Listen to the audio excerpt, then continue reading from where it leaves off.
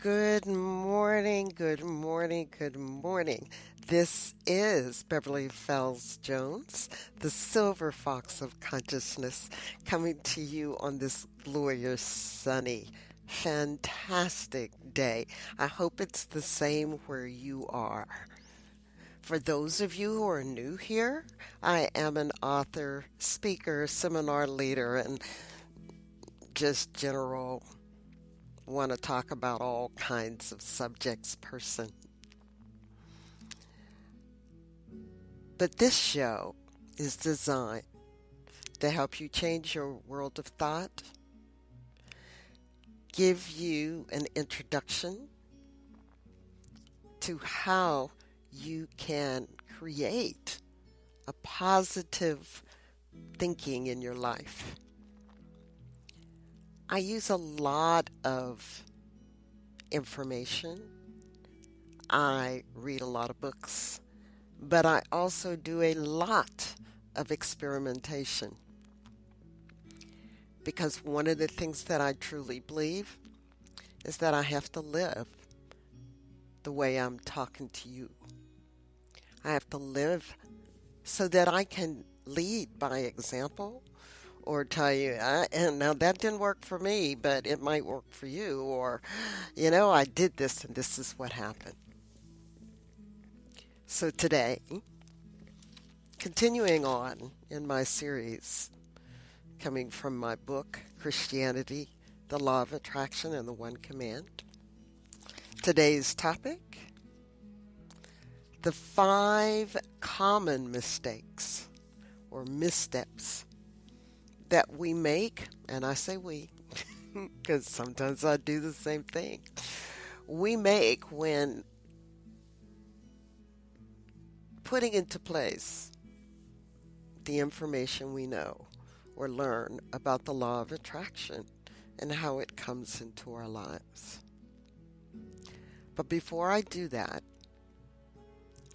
let's take a moment and take a few deep breaths. And if you're driving or operating machinery while you're listening to this, either skip through this section or do it at a time when you're able to pull over, stop, and close your eyes. So close your eyes. Take a deep breath in and out. Take another deep breath in and out. Many times before, I've said we need to relax. We need to relax and open our minds up to learning new things or improving our learning on any subject. And being in a really relaxed state helps that. Breathe in and breathe out.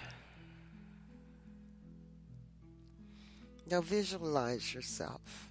Just picture yourself by a beautiful brook. And in that brook are rocks and stones, even a couple trees that have fallen into the water, big logs. And as that water goes over those rocks and over those logs, listen to the beautiful music it creates as it just ripples over those items. And the more that you listen and hear that waterfall that's up the stream just a little bit, just that little bit of white noise, it just makes you relax even more. It makes you think of a time when you cared about nothing, that you had no worries. Or think of a time when you were just extremely happy and relaxed, pleased with yourself. Just bring up one of those wonderful memories that you have. Now I want you to take that memory and visualize it. Put your hands together with your palms up. Just palms up like you're going to cup some water in your hand. And take that memory and put it in your hand. And just see it in your hand. Use your hand as the movie screen. And how good you felt. Now I want you to slowly close that memory in your hand like you're holding it, right? You've got it cupped in your hand. And you know that memory's there. You're still seeing it.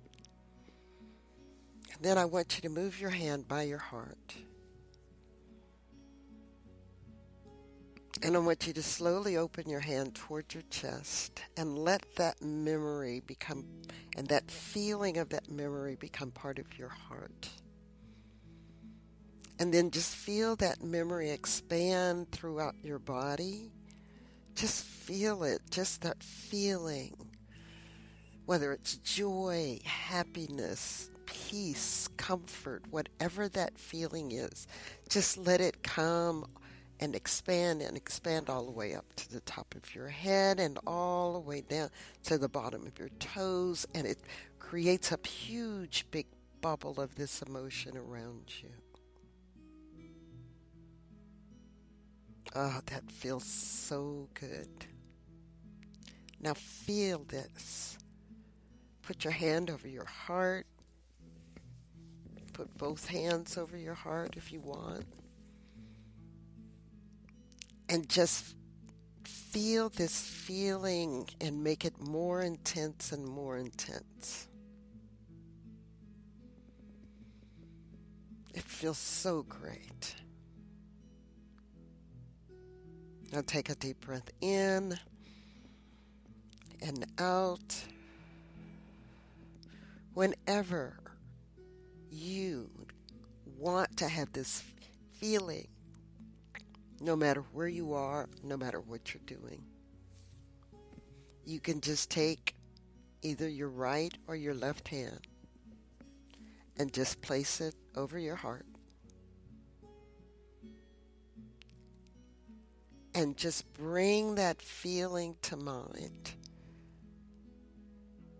And just let it flow throughout your body.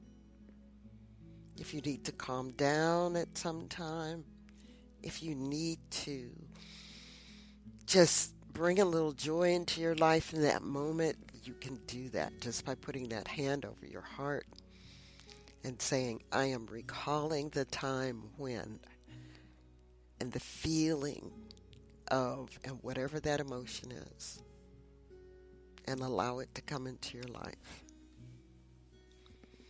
Okay, you can put your hand down now. Take a deep breath in and out.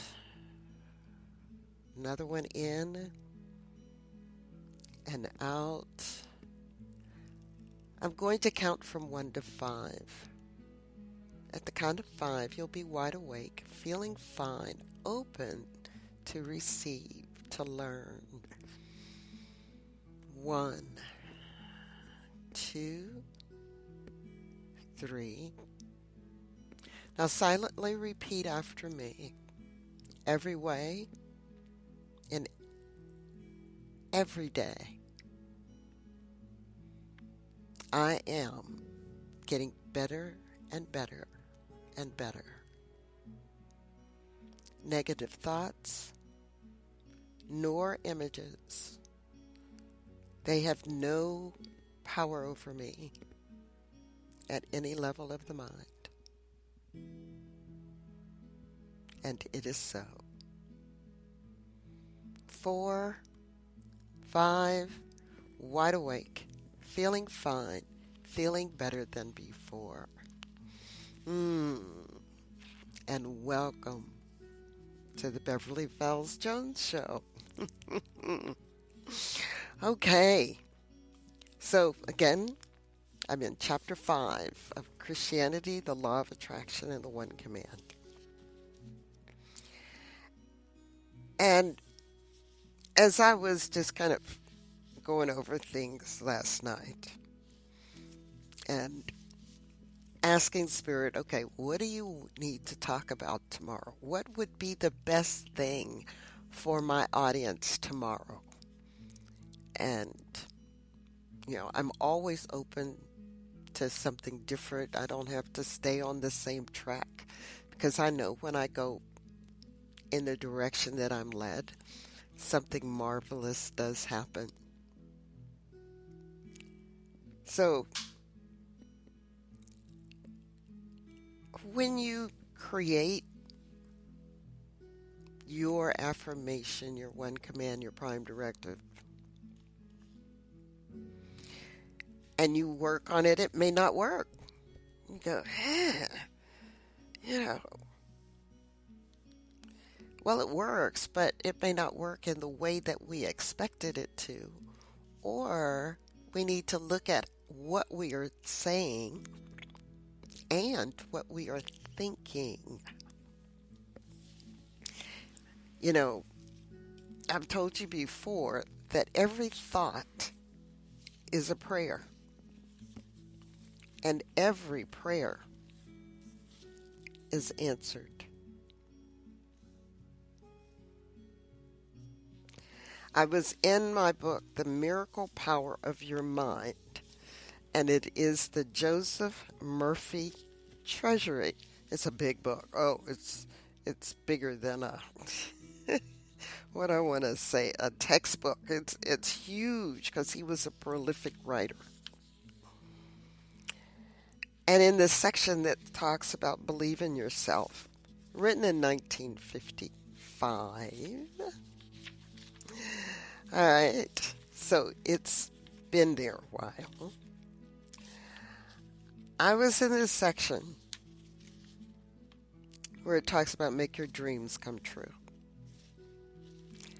And let me say that not only is it a big book, but I have to use a magnifying glass, right? Or put on my real readers in order to read. But he says on page 256,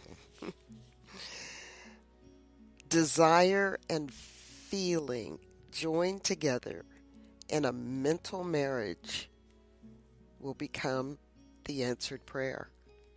Let me say that again. Desire and feeling joined together in a mental marriage will become the answered prayer. So, whatever you're thinking, whatever you emotionally feel, will eventually be answered. So if you're doing your affirmations or you're doing your command and you're not really married to the thought, to the desire, then we have a problem. Houston, we have the problem. Because the answer is found in your own unconscious program. So the only thing standing between you and success is yourself. I know that. You know that. Because as the recycling, the rethought, the over and over again, when you recycle those thoughts of negativity, I'm working on a new program. I'm working on a home study course. And it's like, well, will they listen? Do they want it? Well, am I going to put in there what they need? How am I going to do this? What am I going to do? I'm not going to do that. Right? You get those thoughts in your head. And in this case, I woke up when I was compelled to listen to a particular program. And it says, if you don't do it, if you don't do what you feel the desire to do, you are cheating the world out of the thought.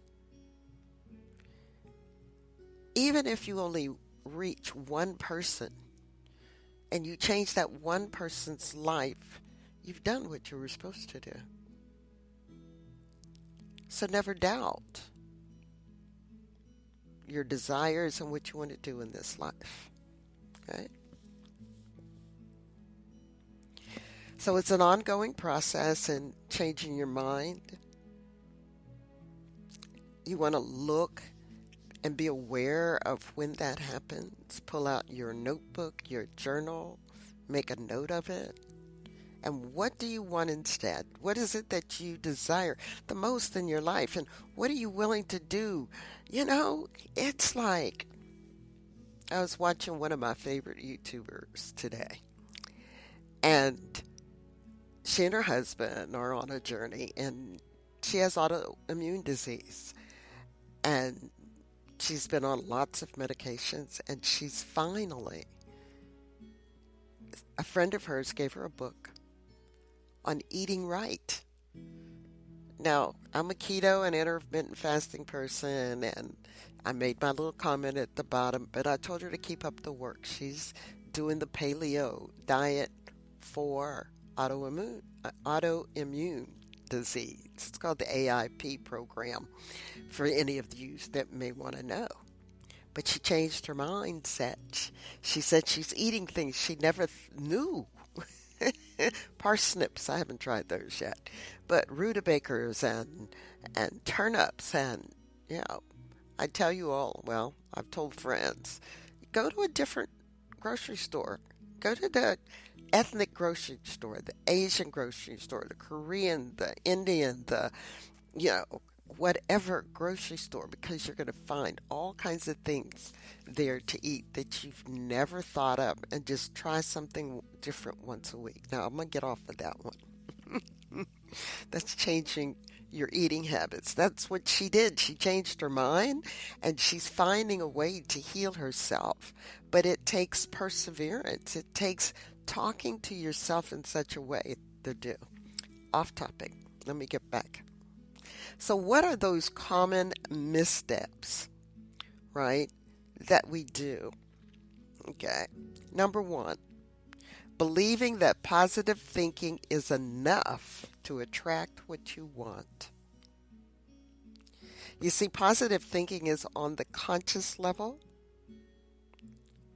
and that's why it's not enough to put into effect the law of attraction. It's necessary for belief to enter the subconscious as well. You know, my buddy Napoleon Hill, he talks a lot about the subconscious and getting your subconscious on board with your goals. So your mind is always operating on two levels, the subconscious and the conscious. They're both going on at the same time. The conscious mind is being given hundreds of tidbits of information at any given moment from all five of your senses or more. They're telling us we've got more than five senses now. And this is a lot of information to process, you know, even for the advanced tool, the advanced computer of the human brain. But the mind would shut down if it had to just pay attention to all those things at the same time. Many things you are registering as you're going through your day. It's the car horn or the truck or the wind or the phone ringing or the motor on the refrigerator. You're noticing all those things, but your subconscious really has taken over and said, nothing to worry about. Don't worry about it. But the subconscious retains all this information. You see, the subconscious has a direct effect on the actions and beliefs of the conscious mind. And if your conscious mind is attempting to think positive thoughts, now listen to this, while the subconscious retains a negative energy, the two will cancel each other out, and the desired effect will not be achieved. So number one, believing that positive thinking is enough to attract you what you want. 2, becoming impatient. Oh, that has been one of my issues. It's like, you know, the universal mind, infinite intelligent, works at its own speed. Every action carries with it an equal and appropriate reaction. So it is essential that all the environmental conditions be right in order for an event to occur just as it should. Sometimes it may take minutes, seconds, sometimes it may take days, weeks, months, or even years to effect a fruitful reaction to the desires of a single individual. On my website, Commanding Your Life, there's a manifestation log, and in there is this 2 stories. One about my white couch and one about my house. Both of those took over 30 years to show up. From when I first thought of it, well, the house may be closer to 28. But the idea was these were a thought that I had and a desire that I put out there. And when they came into my life, I didn't recognize it right away. I'd say that the couch, I didn't recognize it right away till I started feeling the fabric. And I went, this is exactly the couch I thought about many years ago when the kids were small and there was no way I could have a white couch in the house, right? I never said I didn't want that white couch. I never said I always wanted it. And there was, a certain setting I wanted for it. And guess what? I have it now. So years.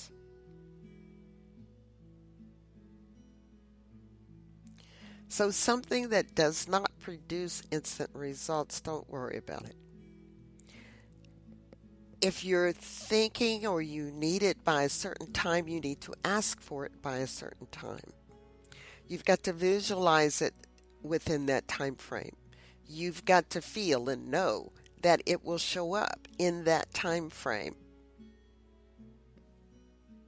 So becoming impatient. Number 3, determining ahead of time how and when you will attract what you want. Yes. So many people think, okay, I'm going to do this and I'm going to do this and this is going to show up in my life. And nah.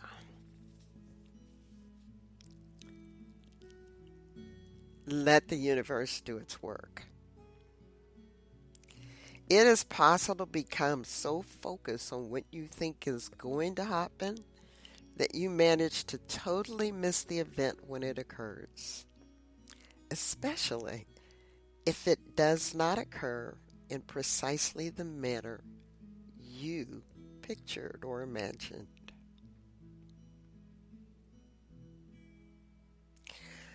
So infinite intelligence will choose how it shows up. If you predetermine exactly how you'll receive the reward that you're seeking, you're taking away the choice from the Creator. And it directs the ebb and flow of the energies of life and so you're setting yourself up for a fall. Or this isn't what I wanted. Oh no, but you can have it. Neville Goddard tells the story of a woman who was so determined that this man was going to be her husband. She did everything. She prayed on it. She just, this particular man, she wanted him. And she did a whole bunch of things. And she visualized it. He wasn't coming fast enough. And she finally got him. And she found out that he wasn't the man she thought he was. And had she just taken her time and waited and went about her life, she may have met the man that was supposed to be in her life. Now, they wound up getting married and eventually divorced. And she said, I should never have done that. I only saw this part, right? So be patient. Number 4, allowing your emotions to be held hostage to external evidence. In order to reap the full benefits of the command, you need to believe that what you see now is a result of what you have been attracting to this point. It is essential that you realize that what has occurred in your life to this date and what will happen later is determined by you. Whatever successes or failures you have experienced have been the result of the energies that your mind and body have released out into the universe. It's very easy to look at the events of your life and think, I certainly didn't want that to happen. I would never wish for something so awful. What you have to realize is that it is not always what your conscious mind wishes that influences what your subconscious mind is projecting. Somebody's listening and say, I wouldn't wish this illness on myself. And we know we don't do that. But my question is this. How have you been living your life? Have you been eating healthy?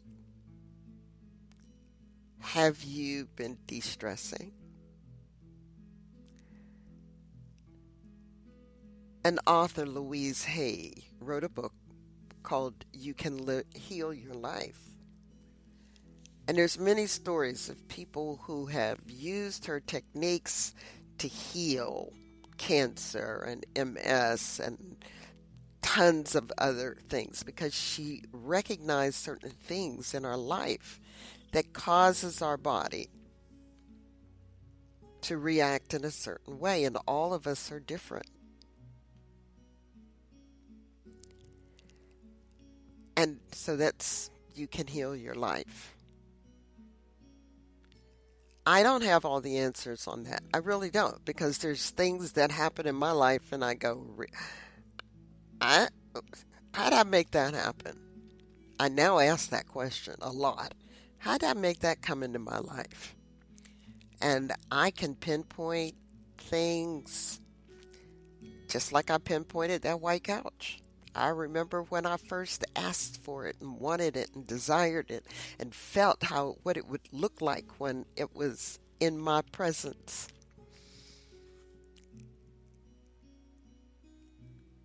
And so I say to you, just think about that.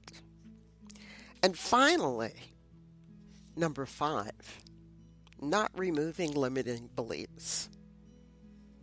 There are many occasions on which people fall into a self-defeating cycle because they are unable to control the thoughts and attitudes of their subconscious.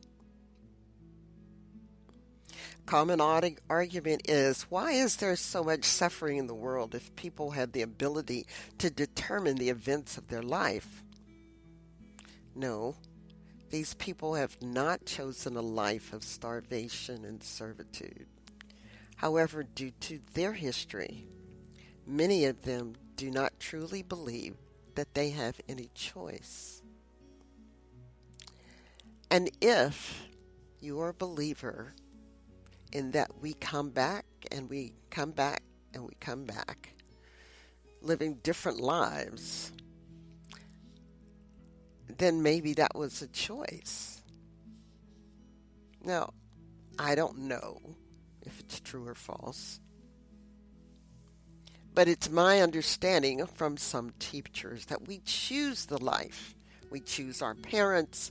We choose what we experience. So when I think of this whole concept, I think of it as the earth is a Six Flags or Kennywood Park, and we choose the experience that we want. That's a good possibility.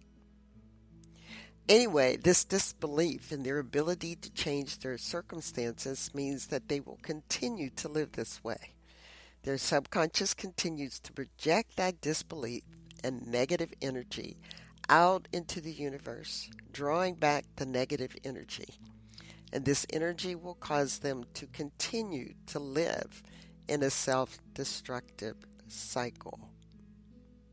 People who have effected the greatest changes in the world have dared to dream and desire in the possibilities presented by their dreams. What if Henry Ford had not invented the Model T or created the assembly line? Right? He helped many husbands and to put food on their table. Would a woman's liberation movement have occurred if women really believed they were destined to live the rest of their life under the rule of their fathers and husbands, with no input in the lives they would leave? So the removal of limiting beliefs such as these is absolutely vital to the ability of using the law of attraction. In order to project the positive vibrations that are necessary to draw the energies of the universe to you, it is essential that you be 100%, listen to me, 100% confident in your ability to affect change. And I've got a quote for you. When the voice and the vision on the inside become more profound, more clear and loud than the opinions on the outside, you've mastered your life. And this is from Dr. John D. Martini. So let me recap the 5 common mistakes or missteps. Believing that positive thinking is enough to attract what you want. That's number 1. Number 2, becoming impatient. Number 3, determining ahead of time how and when you will attract what you want. Number 4, allowing your emotions to be held hostage to external evidence. And number 5, not removing limiting beliefs. Have a great week, and I'll see you on the next episode. Thank you for listening today. Please share the link to this show with your friends and family so that they can learn how to be the best that they can be. Visit my website at commandingyourlife.com and follow me on Facebook. Have any suggestions for the show? Just contact me by emailing Beverly at commandingyourlife.com. Be sure to join me on the next episode. As you have believed, let it be done to you, and it is so.